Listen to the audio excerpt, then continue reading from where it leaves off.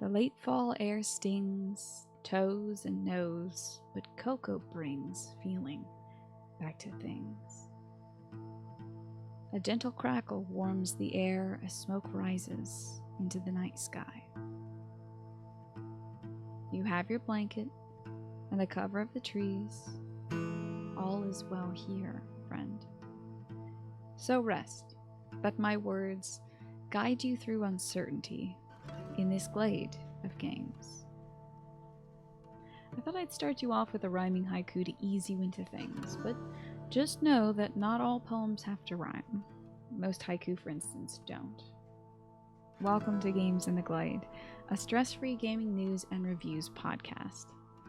I'm your host, Tina Kelly, and I'll guide you through some recent news in the gaming world and give my review of a game I think you'll enjoy.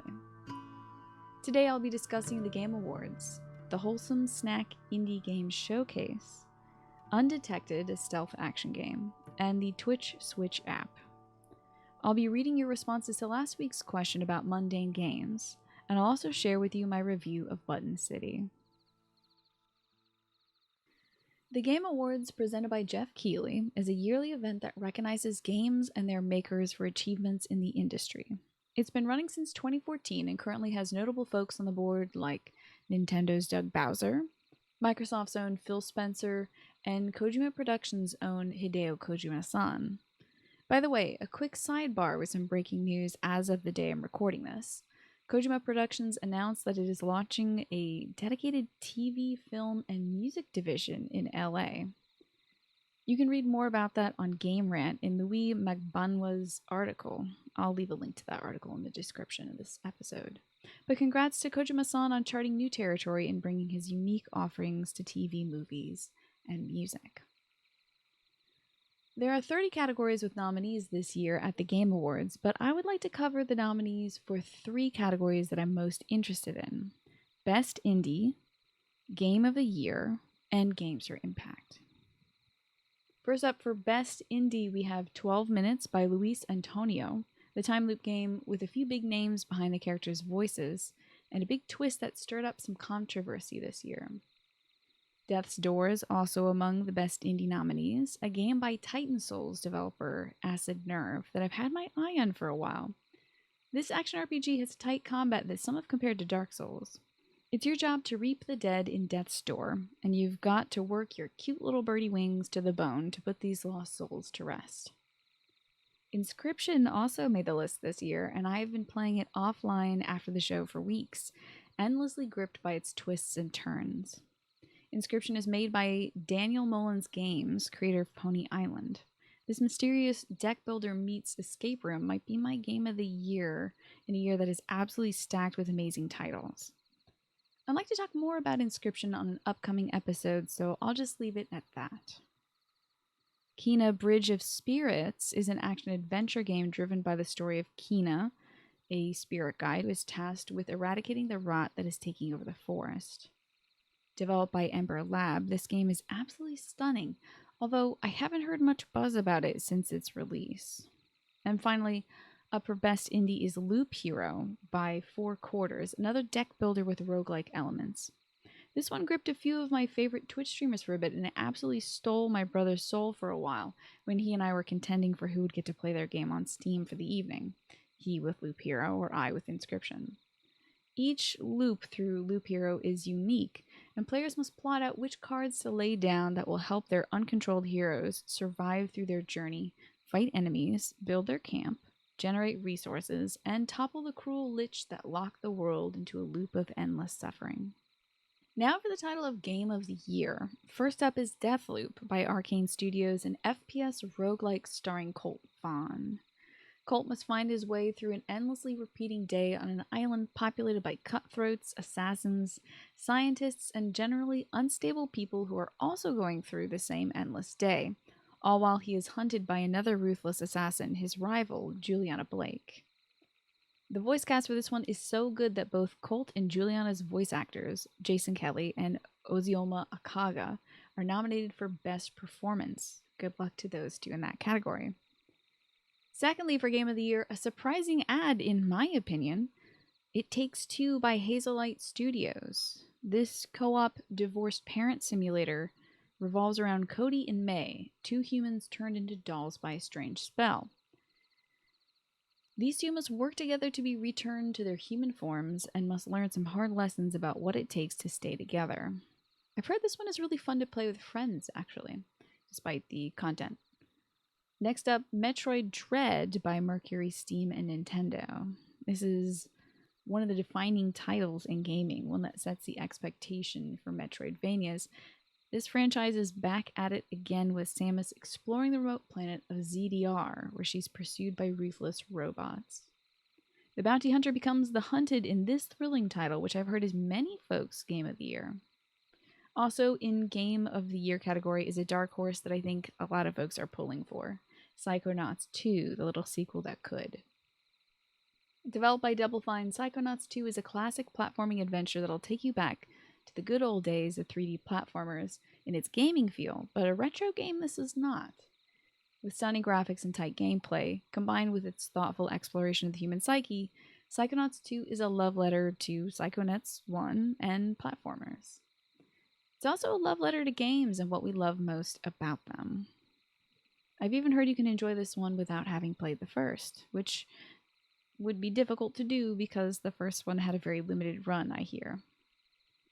An early frontrunner for Game of the Year, Ratchet & Clank Rift Apart by Insomniac Games, makes it to the Game of the Year list, but I'm wondering if this one still has the steam to take out later contenders. Rift Apart revived the Ratchet & Clank franchise, keeping all the lovable elements from the series, but bringing the characters to modern consoles with movie-like animation quality. Many folks said that this game is truly the most next-gen game they've seen, marking it as a graphical achievement befitting of the PS5's hardware capabilities. Lastly, we have another early Game of the Year contender that I think might be hard to topple, Resident Evil Village by Capcom. This slugger has it all, the graphics, the scares, and a big spooky lady who everybody loves. Village follows Ethan Winters from his harrowing escape in the bayou in Resident Evil 7, now thrown into a village crawling with werewolves, vampires, machine perverts, and dolls. Games for Impact includes a few titles you might recognize, like Chicory, A Colorful Tale by Greg Lobanall, Alexis Dean Jones, Lena Raine, Madeline Berger, M. Halberstadt, and Preston Wright. I'm really pulling for Chicory, as you might imagine, because I found it to be such an impactful experience about exploring art, the self, and community. Joining Hickory is Boyfriend Dungeon by Kit Fox Games, a hybrid visual novel and dungeon crawler where you can date your weapons, increasing your relationship with them alongside of their strength as you cut through dungeons together. This queer-friendly game lets you explore relationships while you try to find out who is abducting weapons and leaving them broken and alone in the dungeon. This category also contains some titles I haven't heard of but I'm intrigued by, like Before Your Eyes by Goodbye World Games, a first-person narrative adventure where you control the story with your own peepers. That's right. Whenever you blink in real life, the game detects it through your webcam, and your in-game life flashes before your eyes. Another game I'm not familiar with is No Longer Home by Humble Grove, Hannah Lee, Cell Davidson, Adrian Lombardo, and Eli Rainsbury. No Longer Home, formerly known as 29, tells the story of two non-binary queer roommates graduating university and moving out of the flat that they shared for a year. As they pack to go their separate ways, torn apart by visa limitations, the two friends also discover a strange creature that they've unknowingly shared their home with. This one tackles some heavy subjects, but it sounds like a game I need to get my hands on. Lastly, in Games for Impact is the next entry into the Life is Strange series, True Colors by Deck 9. Alex Chen, the protagonist, has the ability to experience, absorb, and manipulate the powerful emotions of others, which surround them as a halo of colorful light. Alex uses this ability reluctantly to discover the truth of the small town of Haven Springs and find out what really happened to her brother, who was killed in an accident. There are tons of categories, so I can't cover them all without turning this into a The Game Awards podcast, but look into Best Performance, Innovation in Accessibility, and Best Debut Indie if you want to see what's on the cutting edge of games this year. And if you want to view the nominees, categories, and vote for the games you think were the greatest, you can go to thegameawards.com. I'll include that link in the description of this episode. I've talked a good bit about indie games already, but that's just the games we've seen this year. How about some news on what's next? Well, the folks at Wholesome Games had a presentation on the 13th of November highlighting some upcoming indies, as well as updates to titles you may already know about. They covered over a dozen games, so I'll just give you my highlights. And if you would like to see the presentation to learn more about the games covered in the Wholesome Snack, you can check out the episode description for the link to the video. In terms of updates, one of my favorite indies, A Short Hike by Adam Grayu, was announced to get an Xbox and PlayStation port on November 16th, so you can get that now. It's already on itch.io, Steam, and the Switch, but now you can play it anywhere. On the Xbox and PlayStation, however, you can play the games in 4K. It looks beautiful and smooth, honestly. This delightful, short but impactful game is about a bird who's visiting their aunt in the mountains and needs to go on a hike to get reception to call their mother. Along the way, they meet friends and folks who they can help in various ways. It's colorful and sweet, and the gameplay feels delightful. I got it in the itch.io bundle for racial justice and equality a little while back, and I enjoyed every moment of it. So if you haven't played A Short Hike yet, now is a great opportunity. A game that was covered in the first Wholesome Direct that's got news now is The Spirit and the Mouse by Armor Games Studios. This precious narrative adventure game features an electric mouse named Leela and their friend, Kiblins, a ball of light in an old man cap, as they navigate the village of Saint-Enclair and help its inhabitants. There's no release date for this one yet, but I'll be keeping my eyes on it, because the trailer left quite an impression. Some Kickstarter news covered by the Wholesome Snack presentation includes the game Mail Time by Applemoors. Fans of the cottagecore aesthetic will appreciate this autumn and jewel-toned game about delivering mail to forest animals. In it, you walk and fly through the forest, searching for someone named Greg who lives in Grumblewood Grove, asking for directions and helping folks along the way. The Kickstarter for the game goes live in 2022, so if you'd like to see this game made, think about funding it. Another Kickstarter game featured in the Wholesome Snack is River Tales Stronger Together by Kid Onion Studios. This one is for fans of local co-op. So maybe if you liked It Takes Two and want a game that's not about divorce, check out this colorful game about two unlikely pals, a fish and a cat, who work together to achieve their goals. The Kickstarter went live on November 16th. Paradise Marsh was also announced at the presentation, and this is one with an actual release date. Fans of bug snacks might be intrigued by this critter-catching game, where you explore a magical marsh and catch bugs and frogs. What really caught my eye, though, was the stargazing segment, which had tones of cosmic wonder to it. The trailer for Paradise Marsh by Etienne Trudeau has an ethereal feel that I think you'll need to see to experience, so check that out and look forward to the release on February 3rd, 2022. And the last game that grabbed me was the big announcement of the presentation, a game that everybody sent me on Twitter and Discord exclaiming that it would be very much my thing. That's Little Kitty, Big City by Double Dagger Studio, and yes, friends, it is my thing. I've been watching the development of this one for a while, so it's nice to see the progress that they've made. In Little Kitty Big City, you're a mischievous little scamp who is lost in the city and needs to find their way home. Eventually, after you do all the obligatory cat things like knocking stuff over, getting into places you shouldn't be, and bothering the local flora and fauna. There's no date of arrival for this one yet, but Little Kitty Big City is coming soon. Okay. Last announcement from the Wholesome Snack. This one is really heartwarming, honestly. Ava Carr of Glitch announced the progress of the Galaxy Fund, which is an initiative that backs queer, Black, Indigenous people of color as they work through the early stages of game development. Each year, 5 artists get funds for them to use as they see fit, from staffing and hardware to coaching and mentorship, legal fees, even childcare or therapy, whatever they need to get them in the right place to make games that you will love. So big congratulations to this year's grant recipients, Daisy Ian of Super Retro Duck, Latoya Peterson of Glow Up Games, Kat Small of Brooklyn Gamery, Geneva Hayward, the creator of Skate and Date, and Jules Porter of Seraph 7 Studios. I cannot wait to see what these folks create. If you'd like to watch the Wholesome snack from this November, I'll put a link to that in the description of this episode. And you can learn more about the Galaxy Fund, the recipients of the grant from 2021, and also nominate a BIPOC queer developer who you think would make good use of the grant funds at supportgalaxy.fund. That link will also be in the episode description. And now for something a little less candy-colored, but still a very promising indie. Announced on November 13th, Undetected is a stealth game by Antonio Pereira and published by Merlino Games that I think fans of Metal Gear will want to keep their eyes on. This top-down game has what the developer is calling a non-lethal only approach to design and a bicultural inclusive story of unity. In it, you, Tanakh Khan, are an agent of the revolutionary group called Los Desplazados, and you must find the rest of the team and their leader, Gloria.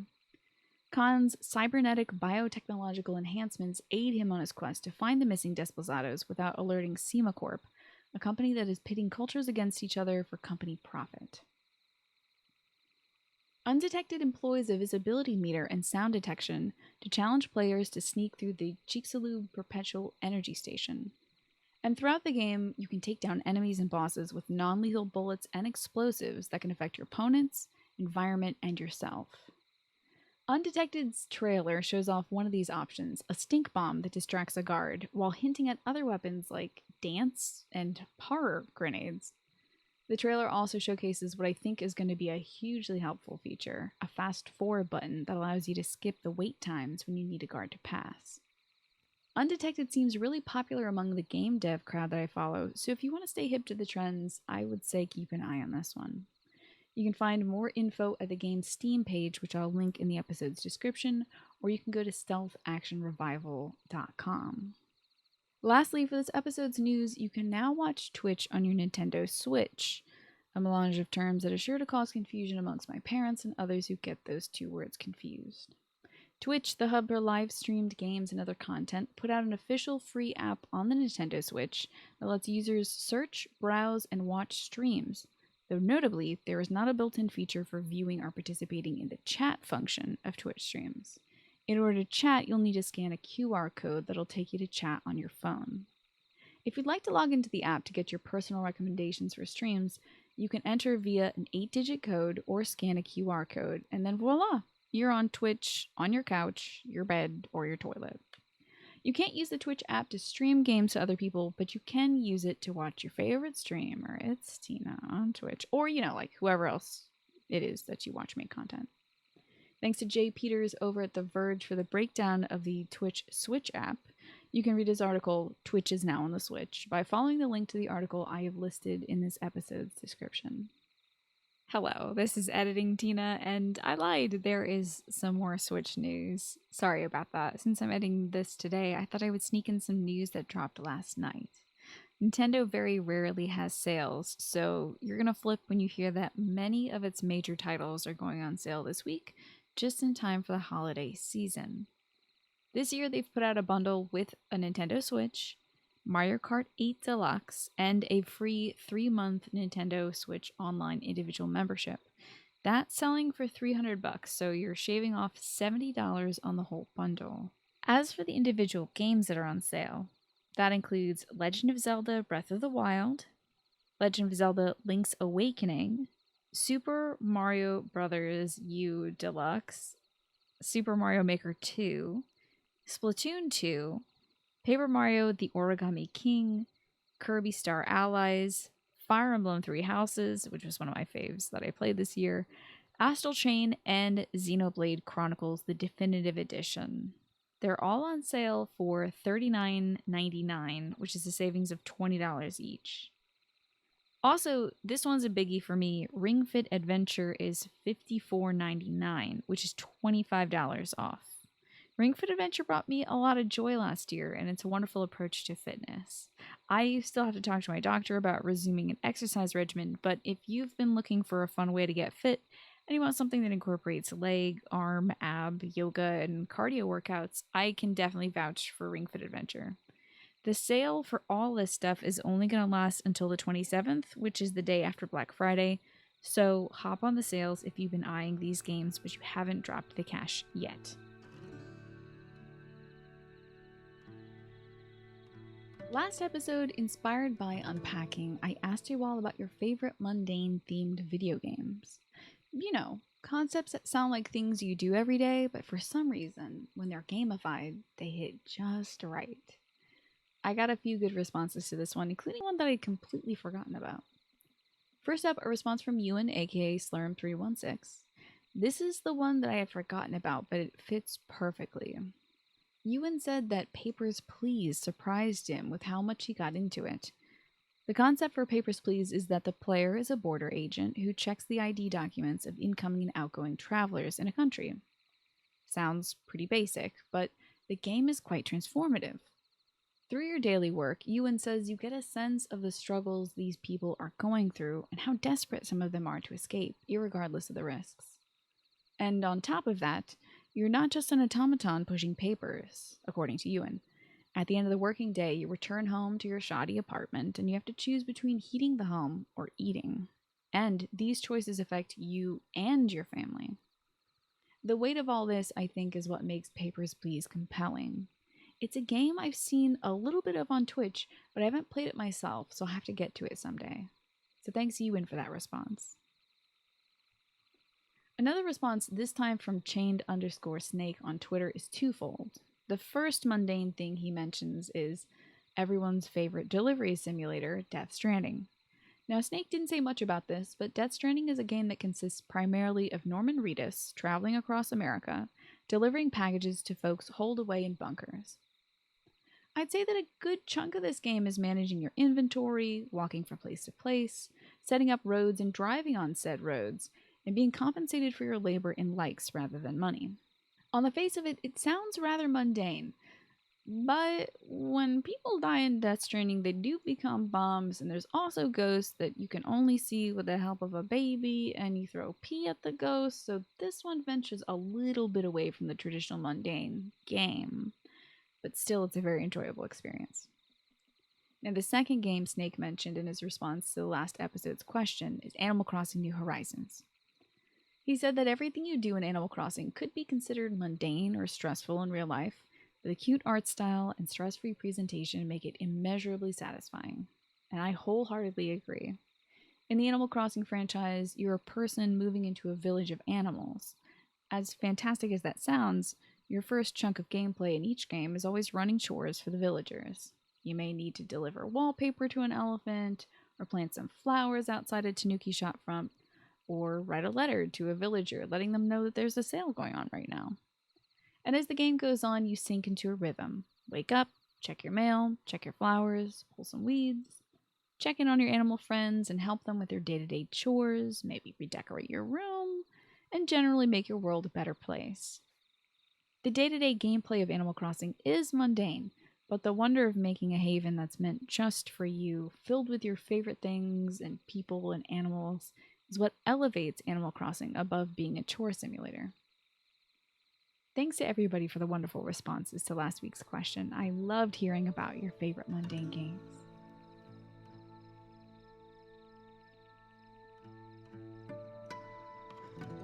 In the spirit of the Wholesome Snack, I'm offering up a bite-sized review of Button City, the game that my patrons voted on for the next review last month. Thank you to them for the input.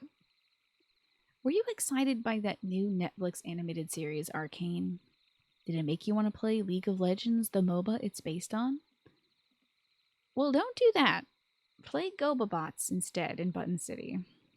Button City, developed and published by Subliminal, is a narrative adventure about a fox named Fennel who moves into a new city and makes friends with the kids at the arcade, who introduce him to a MOBA-like game called GoBabots. A MOBA, by the way, for those who are uninitiated, is a multiplayer online battle arena. And while the GoBabots minigame within Button City is not online, and it's not truly multiplayer, it has all the other battle arena trappings that'll scratch your MOBA itch without you needing to delve into the depths of a traditional MOBA. In Button City, you explore a candy-colored diorama world populated by cute critters who want your help with quests, or who want to challenge you to arcade games. On the face of it, Button City looks like a game you might want to play with your younger siblings or maybe your kids in order to onboard them with MOBAs in a friendly way.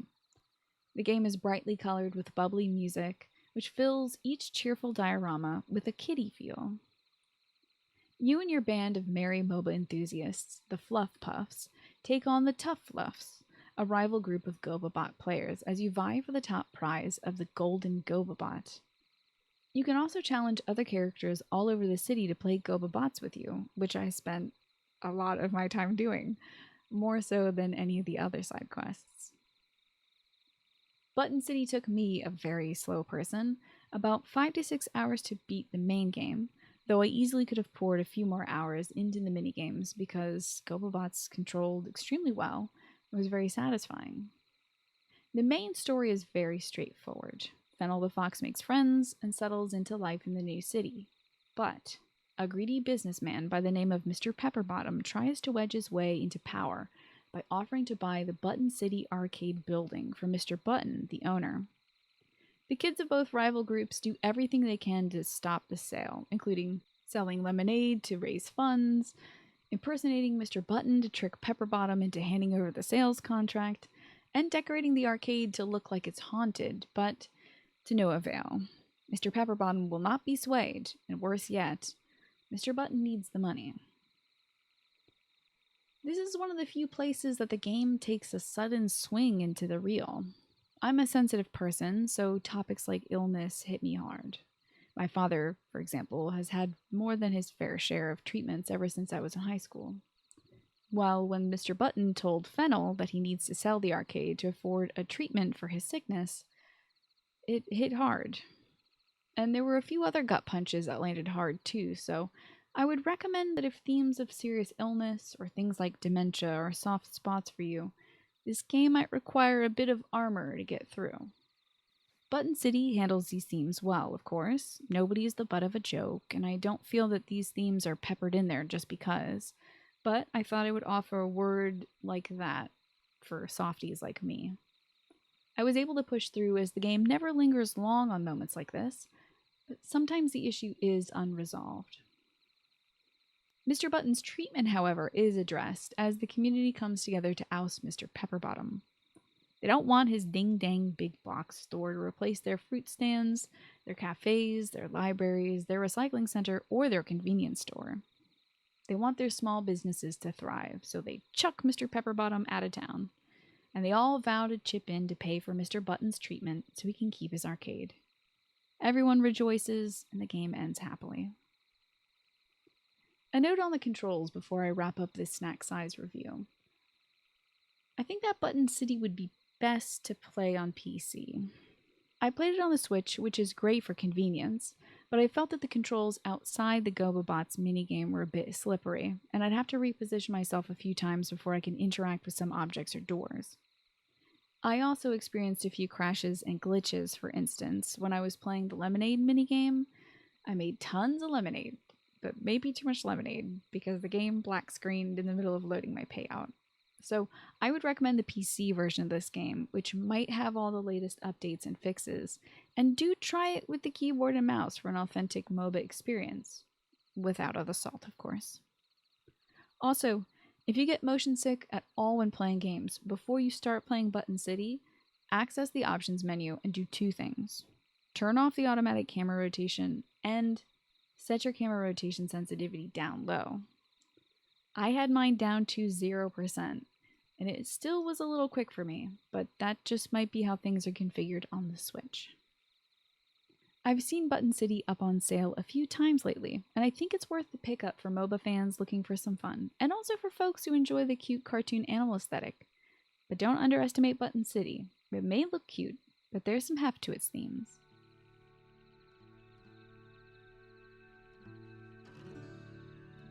Now for this episode's question. The weather is getting colder in this hemisphere, so it's got me in the mood for fall and winter games. So, in this episode, I would like to ask you, what games remind you of this time of year? I was browsing Twitter a while back and I read from somebody that they always play Night in the Woods in October or November because it perfectly encapsulates the fall vibe. So, do you have any games you play this time of year that get you into the fall and winter mood? Maybe some holiday games? And for those of you who might have a tough time getting through the winter, what games help pull you through? Tell me about your favorite fall and winter games or the games that make this season brighter for you. If you'd like to respond, you have a few options. I'm going to put out a tweet later this week, so you can respond to that. You can also tweet directly at Games in the Glade on Twitter using the GITG Asks hashtag. Or if you're listening to this on YouTube, you can leave a comment below the video. That's all I have for you today. There will be more news and reviews every other week, so keep an eye out for updates in your favorite podcatcher or on YouTube, and follow the show's Twitter account at Games in the Glade for more. This podcast is supported by Friends of the Forest on Patreon, a link for which I'll leave in the description. Thanks to Puddles of Infinity for the use of their song Porches and Universes, and thanks to Titsay for the beautiful album art. And even though our time together is coming to an end, you can always find your way back here, my world-worn weary friend. There's a spot here in the clearing, in the quietude and shade, for you to relax a while and listen to Games in the Glade.